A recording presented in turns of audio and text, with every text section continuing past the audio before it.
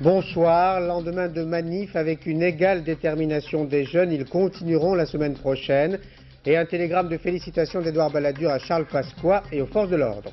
Veille d'élections cantonales en France sur fond de turbulences sociales, législative en Italie sur fond de crise morale, législative en Ukraine sur fond de désespoir. Mais avant d'entamer ce tour d'Europe d'une Europe qui doute, partons pour l'Extrême-Orient, pour le Japon, où notre Surya nationale a versé une larme. Elle espérait l'or au championnat du monde de patinage artistique. Elle n'a eu que l'argent et a montré son dépit avec un certain cran. François Cornet. Surya vient d'entendre son nom, la marche de la médaille d'or est trop haute pour elle. Des larmes amères perlent dans ses yeux. Coup de théâtre. Au pied du podium, Surya refuse de monter sur la deuxième marche. L'officiel chargé de lui remettre la médaille d'argent est décontenancé. Les bravos de la foule se transforment en sifflets. Finalement, Surya fait contre mauvaise fortune bon cœur et accepte. L'incident est clos, ou presque. L'émotion, sans doute aussi la déception, l'emportent à nouveau. Surya ne gardera que 12 secondes au cou sa médaille d'argent. C'est alors que Yuka Sato, la belle patineuse japonaise, médaille d'or, vole au secours de Surya, qui timidement, comme si cette première marche de championne du monde lui était toujours interdite, essaie malgré tout de garder l'esprit sportif. Surya, une saute d'humeur à Chiba au Japon, mais les patineuses ont aussi un cœur et il peut parfois être malheureux. Bravade destinée aux juges qui ont décidément du mal à accepter son style, bravade assumée par Surya Bonali, au micro de notre envoyé spécial au Japon, Yann Lavoie. Pour moi personnellement, je sais que je suis première quoi, techniquement, et puis je pense depuis de nombreuses années. Mais bon, c'est comme ça. Quand on nous demande de faire de l'artistique et moins de saut, à la fin on se fait battre. Quand on fait plus d'artistique, plus de technique et moins d'artistique, on se fait battre aussi. Alors quoi faire quoi, je veux dire, c'est un sport un peu décevant quoi. Bon bah c'est vrai que quand au fond on a au fond de soi-même l'impression qu'on a patiné mieux que la première et puis qu'on est deuxième et puis qu'à un moment ou un autre on en a marre, et bon bah là c'était peut-être plus fort qu'elle et puis elle a pensé que de faire ça ici ce soir c'était une bonne chose pour elle. C'est une décision que Surya a prise, bon on ne peut pas la cautionner, c'est évident. On est particulièrement déçu, on est particulièrement malheureux pour Surya qui, c'est vrai, n'a pas toujours été avantagé par les juges. L'attitude sur le podium est très contestable, ou alors il ne faut vraiment pas aller sur le podium. Il y a des règles, il y a des lois, et à ce moment-là, Surya se grille complètement, mais on ne fait pas une chose pareille. Vis-à-vis des adversaires déjà, vis-à-vis de Yuka Sato, je trouve que c'est pas très bien, car Yuka Sato a très bien patiné, et elle mérite son titre de championne du monde. Peut-être ai-je été moi-même de parti pris en prenant à mot couvert la défense de Surya. À vous de juger. Laurent-Frédéric Bollet. Il y a encore un mois, personne n'attendait ce duel. Surya Bonali face à Yuka Sato, c'est en fait la favorite contre l'une de ses prétendantes. Surya mal notée dans le programme technique qui commence son libre de façon impeccable, pas tout à fait comme Sato, réception tremblotante sur le triple Lutz, mais enfin, ça passe.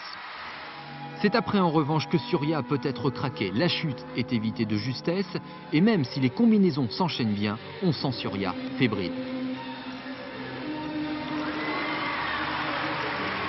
Surya qui donne dès lors l'impression de ne pas être totalement dominatrice. Les juges n'attendaient-ils que cela? En tout cas, à l'arrivée, Surya sera notée comme la meilleure techniquement, normale, mais impitoyablement battue en artistique, sévère.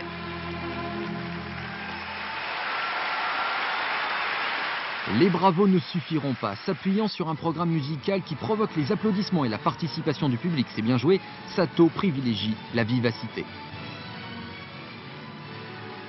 Ce petit bout de femme d'1,52 m emballe tout sur son passage. Ça n'est pas génial, mais c'est enlevé, c'est vivant, le public est debout et les juges vont se laisser convaincre.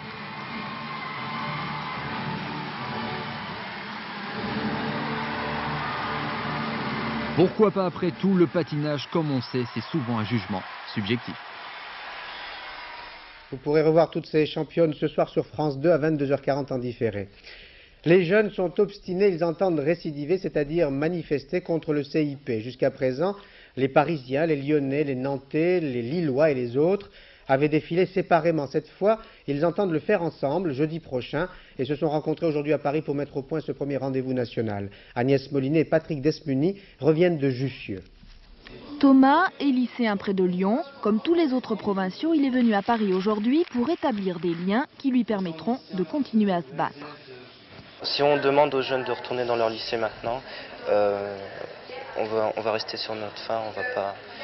Il y aura beaucoup de rancune. Les gens commencent à en avoir ras-le-bol. Et c'est pour ça qu'il nous faut absolument, le 31 mars, venir faire une manifestation nationale. Mais organiser une action nationale quand on veut rester une coordination, ça demande de la méthode. Pour l'instant, les questions, vous les gardez, vous les notez. Mais les lycéens savent qu'une manifestation nationale relancerait un mouvement qui dure depuis 3 semaines.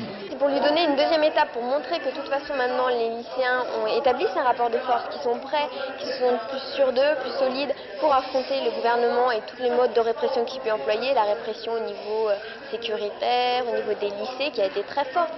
Et je pense que maintenant le barrage va être dépassé. Ce qui sera à l'ordre du jour sera une manifestation nationale à Paris. Dans une salle voisine, les étudiants avaient de leur côté le même débat, avec la même difficulté, rester une coordination, mais ils devraient quand même être dans la rue à Paris avec les lycéens jeudi.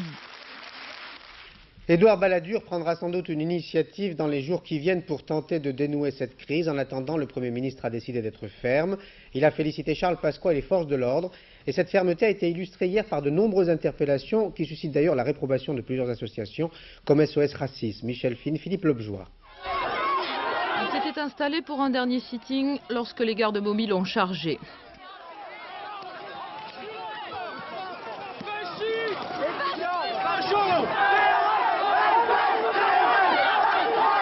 Il est à peine 20h hier soir, place de la Nation. Petit à petit, le dernier carré de manifestants est encerclé par les forces de l'ordre.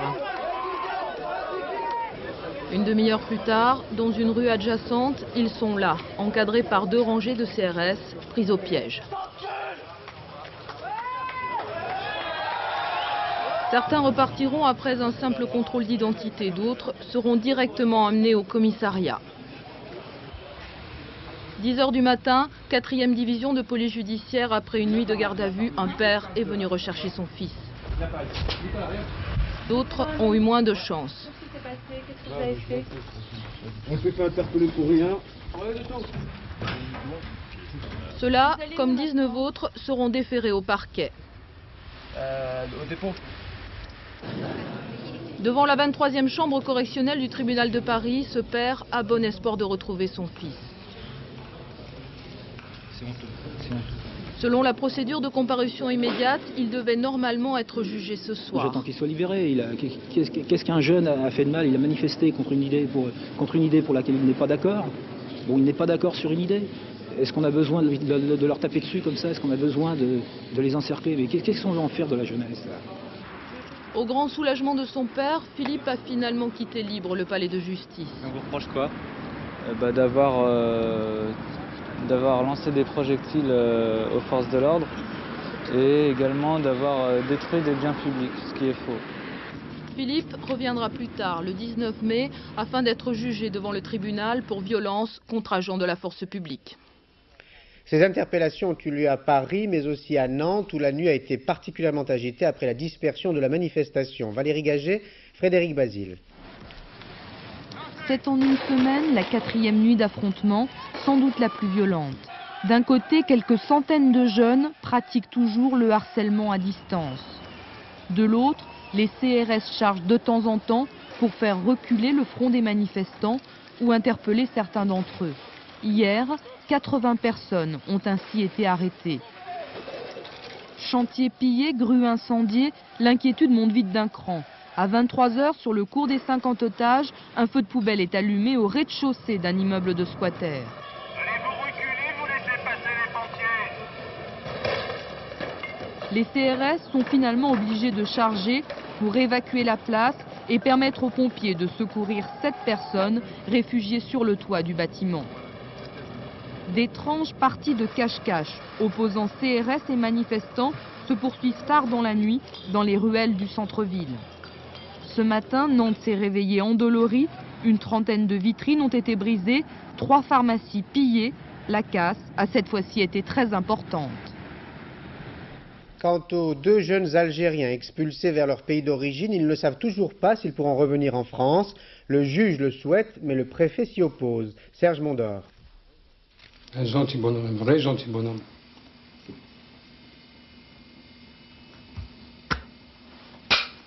Le père de Mouloud commence à être fatigué de la bataille qu'il mène pour faire revenir son fils et Abdel Youbi. Depuis jeudi, jour de leur expulsion, il n'a pu entrer en contact avec eux. Hier, il criait sa joie sur les marches du palais de justice. Aujourd'hui, c'est l'incertitude. Il y a un petit espoir, c'est tout mélangé, c'est tout mélangé. Je commence vraiment, c'est pas que je commence à être dépassé par les événements parce que je me bats. Je me bats et je continue à me battre. J'ai confiance en la justice, au règlement du droit de l'homme existant sur Terre. Et c'est mon espoir. Selon le tribunal des référés, les 2 jeunes doivent revenir pour être jugés sur le fond en avril prochain. Et ce matin, les avocats de la défense ont décidé pour une 2e fois d'assigner les 2 préfets. Les préfets et l'administration seront contraints cette fois d'exécuter la décision de justice qui a été rendue ce vendredi. Et s'ils ne le font pas, ils devront payer une somme de 50 000 francs par jour de retard. C'est en tout cas ce que nous réclamons. Dès lundi, en fait, nous allons faire juger encore une fois que l'attitude actuelle des préfets est une attitude uniquement médiatique et non pas juridique. La préfecture, de son côté, se refuse à tout commentaire et précise qu'à l'heure actuelle, elle n'a reçu aucune convocation pour lundi. Alors, pour l'instant, Mouloud et Abdel se trouvent toujours en salle de transit en Algérie, où ils attendent la fin de la bataille juridique lyonnaise. Je n'ose employer l'expression « dernière chance », le cliché est usé, mais la négociation qui s'est engagée aujourd'hui entre la direction et les syndicats d'Air France est déterminante. Elle porte sur le plan de redressement proposé par le président d'Air France, Christian Blanc. Il y va peut-être de la survie de la compagnie. Florence Duprat, Éric Delagneau. Le compte à rebours s'égrène et les négociations se poursuivent au siège d'Air France. Négociations serrées pour un enjeu capital, le sauvetage de la compagnie. Les dettes d'Air France s'élèvent à 37 milliards de francs. Le patron Christian Blanc veut donc réorganiser de fond en comble l'entreprise, accroître la productivité, mais surtout, il exhorte les salariés à travailler davantage. Ce dernier point est inacceptable pour la plupart des syndicats. Pour nous, c'est clair, il est hors de question d'accepter une augmentation du temps de travail dans la situation actuelle de l'emploi en France. Le projet prévoit donc le passage de 38 à 39 heures pour le personnel au sol et de 67 à 75 heures pour le personnel navigant. C'est un point très fort de blocage sur ce dossier. Plus modérée, la position de Force ouvrière, qui semble ne pas vouloir mettre des bâtons dans les roues de la direction. Je pense que la situation de la compagnie actuellement exige justement qu'on regarde à 2 fois. Après une courte interruption de séance à 17 h, les discussions ont repris. En plus du temps de travail, les organisations syndicales s'apprêtent à affronter Christian Blanc sur 3 points. Les suppressions d'emplois, 5 000 sur 3 ans, sans licenciement, le gel des salaires et le blocage des avancements.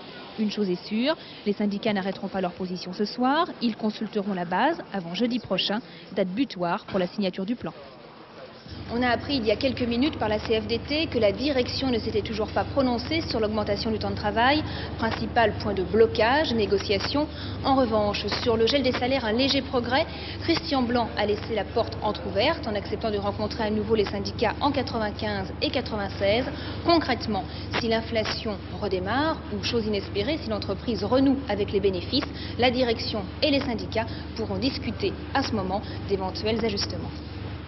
La télé ne se contente pas de filmer ou de raconter, elle peut aussi contribuer à la lutte contre le chômage d'une façon concrète, interactive.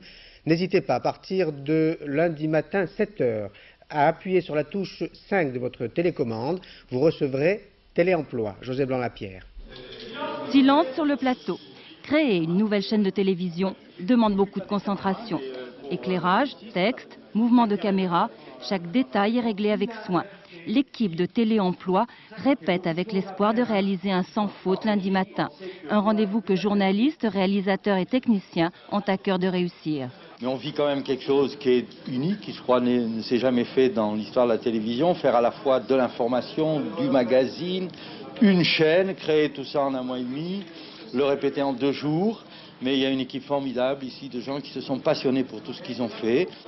Une première dans le monde de la télévision, proposer un programme entièrement consacré à l'emploi, au métier et à la formation, avec une priorité, donner la parole aux téléspectateurs. Il faut que ce soit un lieu ouvert, il faut qu'il y ait des prises de parole, des coups de gueule.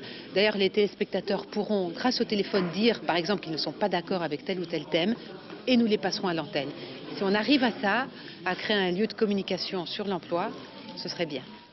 Pendant 3 semaines, des directs de toute la France, des métiers passés au crible, des infoservices, pour un public large et pas seulement celui des chômeurs.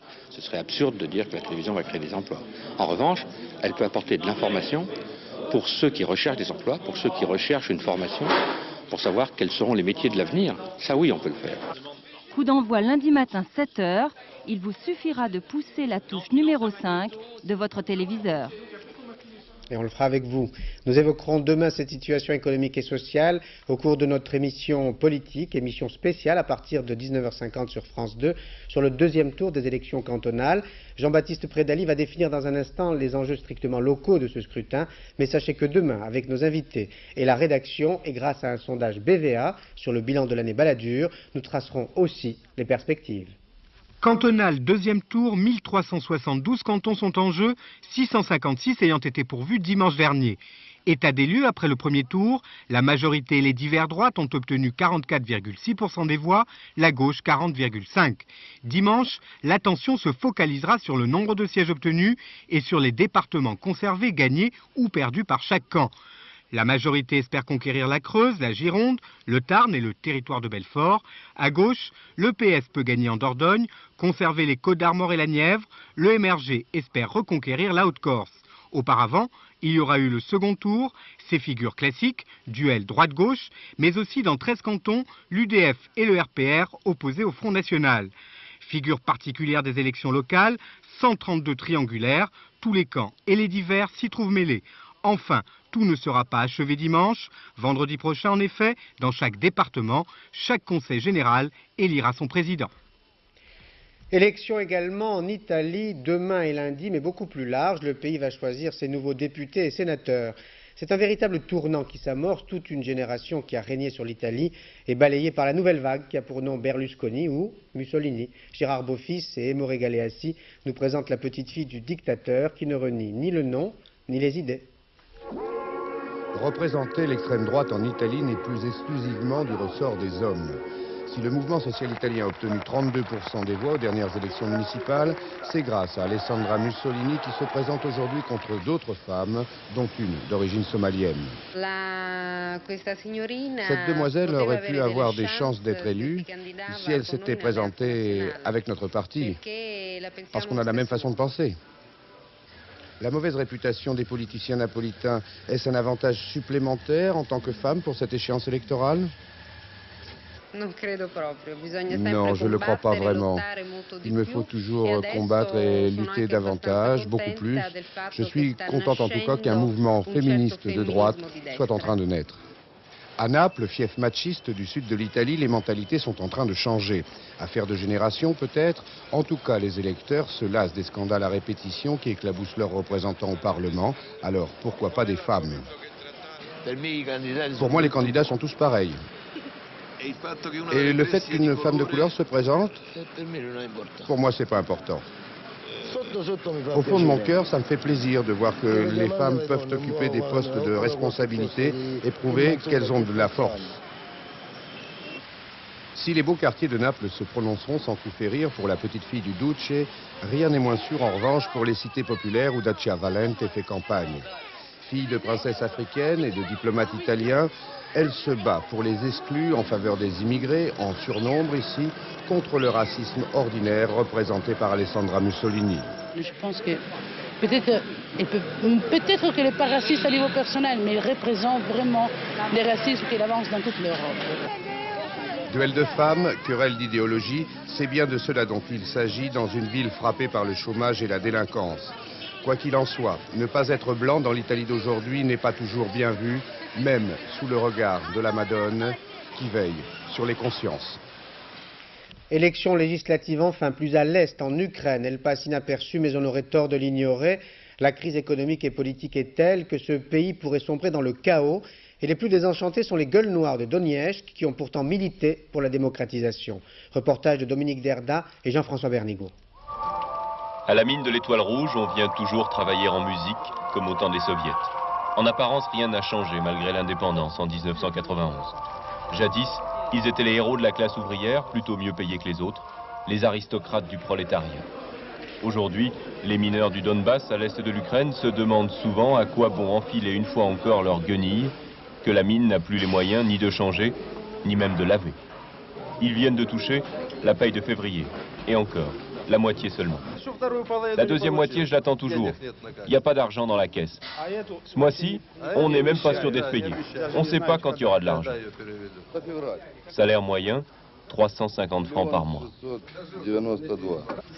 On a complètement détruit l'économie soviétique, mais on n'a rien créé d'autre qui pourrait fonctionner normalement selon les lois du marché. Voilà pourquoi on a tous ces malheurs. À 600 mètres sous terre, ils vont extraire à genoux et au pic un charbon de mauvaise qualité. Les wagons iront à l'usine d'électricité tout aussi pauvre que la mine. À moins qu'une fois remplis, ils ne disparaissent des registres officiels et que les bénéfices ne tombent comme par miracle dans les coffres de l'un de ces directeurs rouges, ces anciens communistes restés aux commandes, que tous ici soupçonnent de s'enrichir à leurs dépens. S'ils ont cru à l'indépendance, ces mineurs du Donbass qui ne parlent que le russe et pas un mot d'ukrainien, ils ont le sentiment d'avoir été trahis. Il nous faudrait un gouvernement qui s'en mette pas plein les poches. Ouais, un qui pense pas qu'à s'acheter des trucs en Suisse, mais qui se soucie du peuple.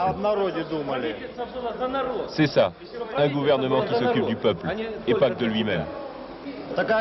L'indépendance qu'on a maintenant, on n'en a pas besoin. C'est que sur le papier qu'on est indépendant. En fait, on dépend toujours de tout le monde. Quand leurs regards se perdent sur l'horizon de ruines, les mineurs voient au loin des montagnes d'espoir, leurs illusions perdues, s'envoler en fumée. Les soldats français ont défilé aujourd'hui à Berlin, mais pour la dernière fois, leur départ, comme celui des Alliés de la Seconde Guerre mondiale, marque bien la fin de la guerre froide. Berlin, ville occupée pendant près de 50 ans, ville protégée, est aujourd'hui libre. Bernard Lebrun. L'adieu au FFA, les forces françaises en Allemagne. Pour une dernière fois, elles se sont retrouvées à Berlin, aux côtés de leurs alliés américains et britanniques, mais aussi de leurs ennemis d'hier, les officiers de l'ex-armée rouge devenus russes, aujourd'hui chaleureusement accueillis. Berlin, avant la chute du mur, c'était cela, une mosaïque d'occupation avec au nord-ouest le secteur français. Durant 49 années, dans cette caserne, le célèbre quartier Napoléon, 3 unités françaises ont été mobilisées pour la défense de Berlin-Ouest. Le 46e régiment d'infanterie, le 11e chasseur et les aviateurs de la base aérienne 165. C'est eux qui, en 1948, ont créé l'aéroport de Tegel pour rompre le blocus soviétique. Ils ont sauvé les Berlinois par leur engagement et c'est bien ici, à Berlin, qu'au temps de la guerre froide s'est scellée l'amitié franco-allemande. Une amitié qui ne va pas toujours de soi pourtant et qu'il faut sans cesse cultiver, comme ici, par cette cérémonie, suivie de cette accolade des 2 chefs d'état-major des armées françaises et allemandes.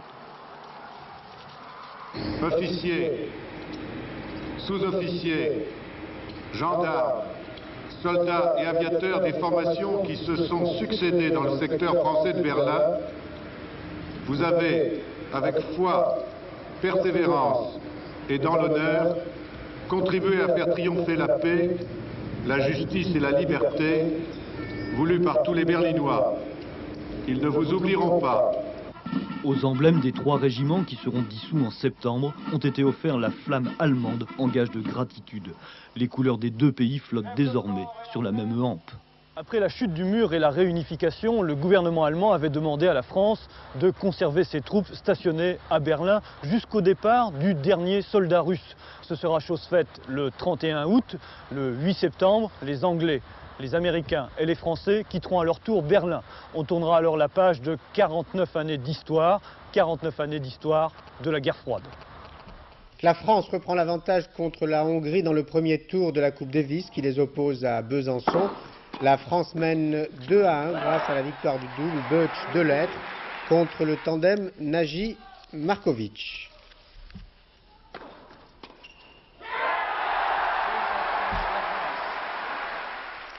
France 2 va faire plaisir à tous ceux qui aiment le foot et qui aiment Cantona. Nous diffuserons demain à partir de 17h55 dans Stade 2 l'intégralité de la finale de la Coupe d'Angleterre, Manchester United contre Aston Villa. Laurent-Frédéric Bollet.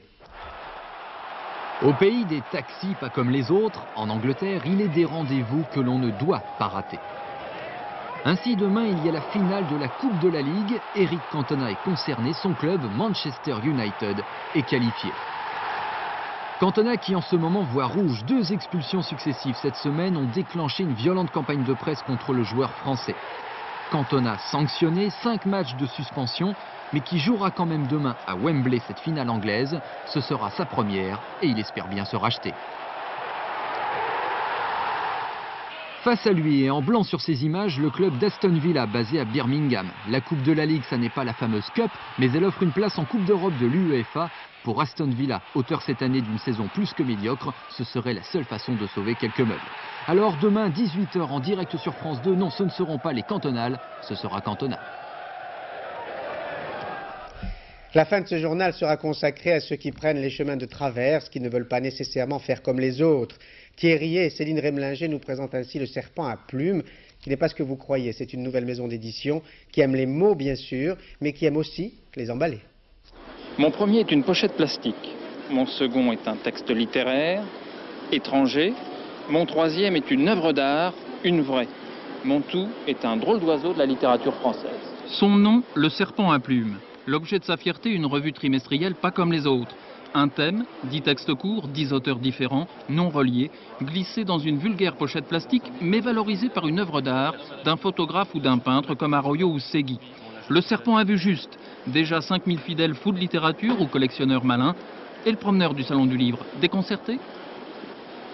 D'abord c'est surprenant, mais c'est aussi attrayant, dans le sens où ça rompt un peu le schéma très linéaire d'un ouvrage habituel. Le Serpent voit loin. Texte africain, cubain, canadien, japonais ou venu des Caraïbes. La culture est très éclatée. C'est un phénomène qu'on observe parce qu'il y a eu la décolonisation, il y a eu de grands mouvements dans le monde. Et la culture aujourd'hui, elle est mondiale. Donc on peut s'intéresser de la même manière à un écrivain qui écrit par exemple en Afrique du Sud ou bien au Brésil, comme un écrivain qui écrit à Paris, à Saint-Germain-des-Prés. Le Serpent a de l'imagination. Après s'être imposé avec son étrange revue, il édite des petits livres à 35 francs qui tiennent vraiment dans la poche. La preuve. Ou des livres cousus et cartonnés, ce que plus personne ne fait. Il faut qu'un livre puisse en effet durer, être lu par plusieurs personnes, donc ce qui veut dire qu'il doit être solide. C'est pour ça que nous avons choisi d'avoir des livres cartonnés, très résistants et qui pourront passer, je dirais, des dizaines d'années et être lus par beaucoup de gens. Le Serpent a le regard perçant. La collection motifs ou les couvertures révèlent l'âme des livres. Recherche sur les vieux papiers, les tissus, les hallucinations façon 60s. Les couleurs sont jolies, les couleurs surtout. Après tout, on a déjà vu un serpent bousculer l'histoire de l'humanité. Pourquoi un paon ou un serpent à plumes ne bousculerait-il pas la planète de l'édition? Et pour conclure, direction la banlieue, Épinay-sur-Seine précisément, où Éric Perrin et Patrick Voix ont découvert un trio qui invente un art nouveau. Sa musique, on l'écoute, mais on peut aussi la voir. Derrière ses tambourins, Carlo, toujours à l'affût. Plus nonchalant, Jean-Paul fait la cueillette. Jérôme, le jongleur, ou la balle au bon rythme. Art trio, 3 univers qui se rencontrent avec à la base le même amour des images et des sons qui se percutent.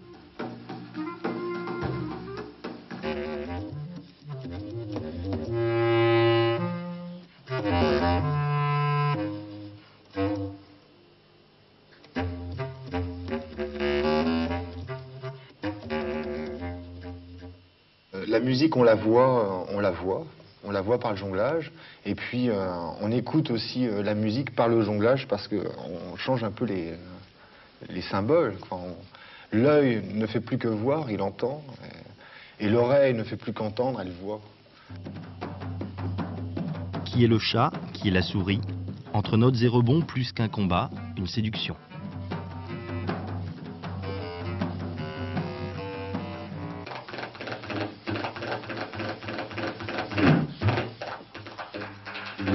Ça m'arrive par exemple de prendre le jonglage comme partition. C'est-à-dire, bon, je regarde les mouvements des balles, les rebonds, et puis ça me sert dans mes improvisations comme une partition, comme si je lisais des notes de musique, je regarde les balles.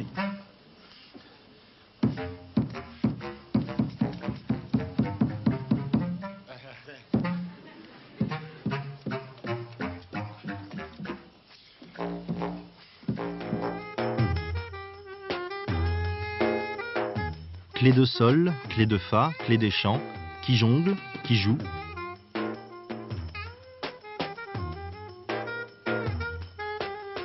Complices pour créer des images, généreux parce qu'amoureux de leur art, trio qui ne fait qu'un. Ils ont l'âme qui vagabonde, un cœur posé sur la main.